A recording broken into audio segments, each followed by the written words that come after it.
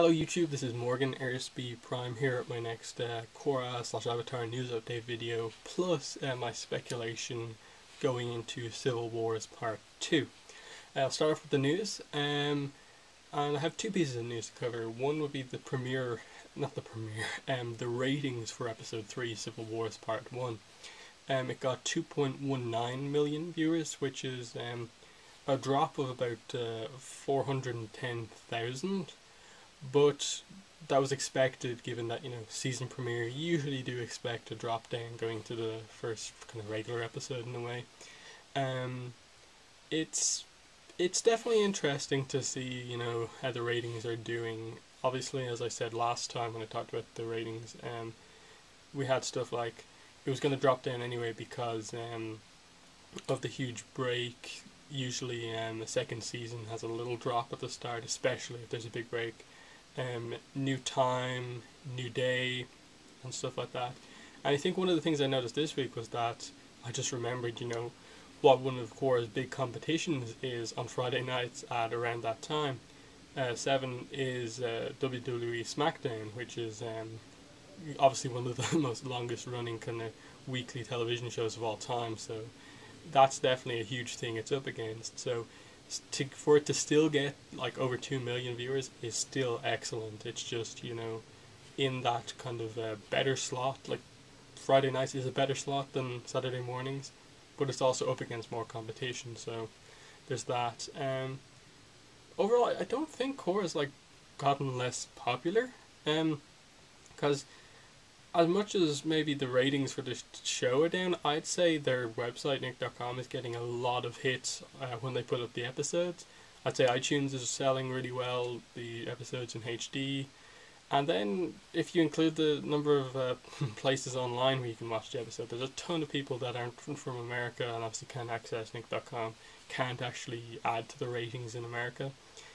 Everyone, basically more than half the fandom, has to use like live streams and like downloads and stuff like that to view the episode. So adding all this stuff together, book 2 is still extremely popular. It's just that Nick kind of have done some stuff to make it go down a bit. It'll be interesting to see what the average kind of ends up being for the season. Will it eventually kind of go up, or will it kind of just hover in around 2 million still? Anyone calling like 2 million, 2.19 million a flop is kind of really kind of wrong there. It's good, it's just not as good as expected. Other piece of news would be that we have some potential new voice actors for The Legend of Korra. Now, they didn't. The tweet that explains this doesn't say what book it's about, but because we know that book 4 voice acting work is being done kind of late, we assume they're book 4 voice actors. Now, the tweet, as you can see here,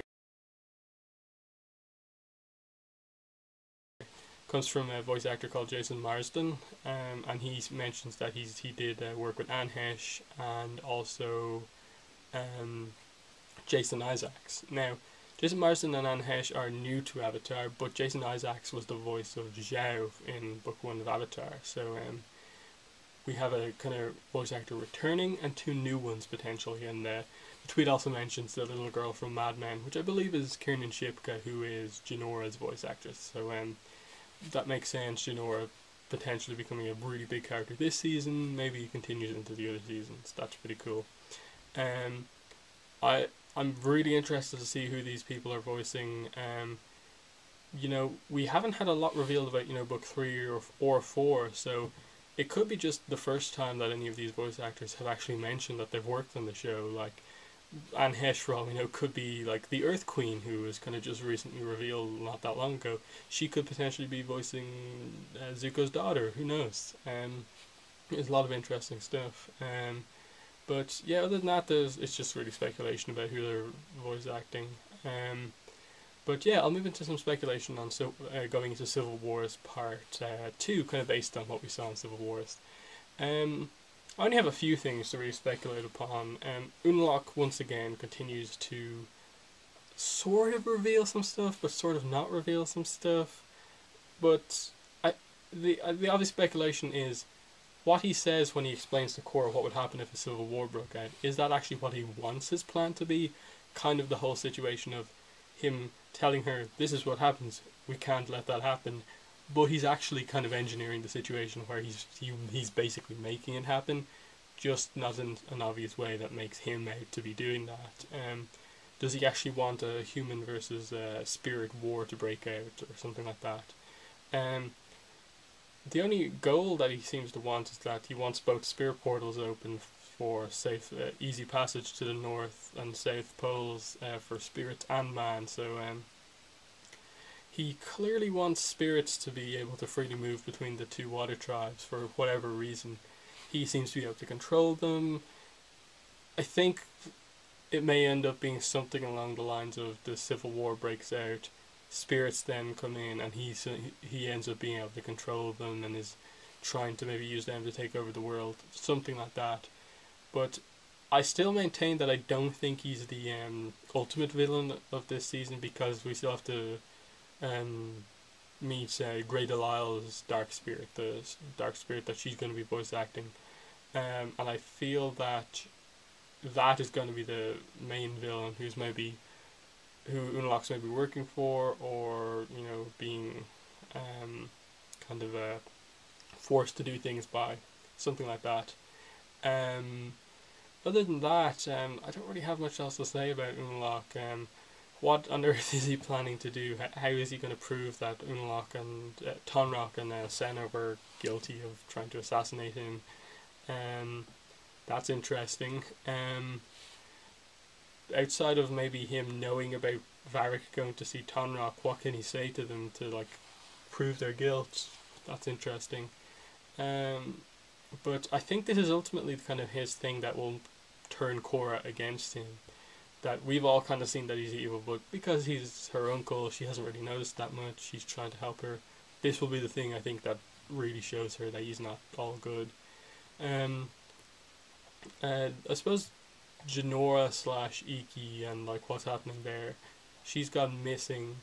Yet in last episode we got nothing about the Janora situation with the statue. So I feel that they're linked in some way because of that. That they're going to keep the kids' stories roughly together. I'm not sure where Milo's going to fit in, but I feel that Iki has maybe gone missing and was somehow ended up in the spirit world, and this is maybe where Janora has to go into the spirit world to find her sister. How that exactly links into her being contacted by apparently the spirit of Wan or something like that, and why she ends up going to Wan Shi Tong's library, I'm not sure. Maybe it'll be a big quest that she has while Korra does more Avatar related stuff in the spirit world. It's definitely interesting, but I do feel as if she's either in the spirit world. If she's not, I feel this is where Tenzin and his siblings' story links in, and that they'll probably find Iki kind of hiding somewhere. The kids will maybe get over their kind of sibling issues first, which will show the older siblings how to get over theirs or something like that, as a way to link in these two family stories. Other stuff, what else is there to talk about in terms of speculation?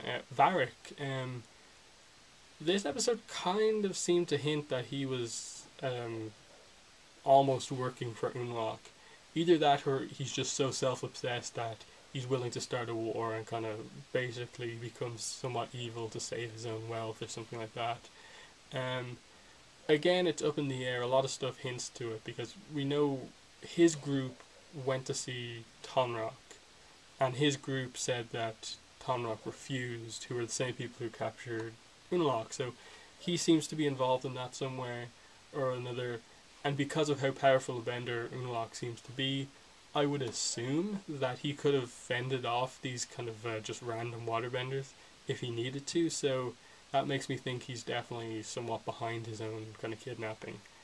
Maybe as a way to give him the reason to start a war or attack the south or something like that. So I think Varric is definitely very interesting. I'm not really sure if he gets involved in the war, how Asami's going to come into things, other than perhaps supplying planes to the south or something like that. Do I have anything else to say? But Bolin, Eska, Desna, that's interesting because one of the big things we knew about going into this book was that Bolin was going to have this weird relationship with Eska. That was like one of the big things mentioned about his role in book 2. And by episode 3, he seems like he wants to break up with her, and like it obviously ends in midair before he can actually break up with her, but it makes me think that's going to go further on, and ultimately I think this is where their loyalty to their father, or do they actually see Bolin as like a friend, will come into play. And because we see from some clips that Korra fights Desna and Eska, I think so. You know, there's that, and like then maybe Bolin gets involved with the fight, which will maybe make Eska make a decision. I think they really need to move the Eska Bolin relationship from more comedy thing into being more serious, emotional. Actually, tell us if they're having a relationship or not, and so on. But other than that, I don't really have much speculation. It presented some interesting stuff, but not quite enough just yet to really make me go, yes, this is what's going to happen. Unlock's definitely a really mysterious character. So that's all the speculation I have. I hope you enjoyed the news and whatever speculation I had. Thanks for watching, and bye.